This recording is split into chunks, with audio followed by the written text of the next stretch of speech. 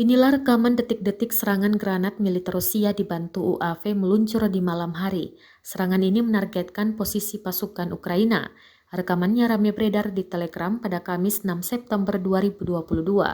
Dalam keterangan unggahan disebutkan, malam itu ternyata produktif. Posisi tentara Ukraina berhasil terdeteksi UAV di dalam hutan. Rekaman lainnya menunjukkan rekan korban segera melakukan evakuasi menggunakan kendaraan lapis baja Ukraina. Sayangnya, tidak dijelaskan lokasi penyerangan tersebut, termasuk jumlah korban pasti yang berjatuhan.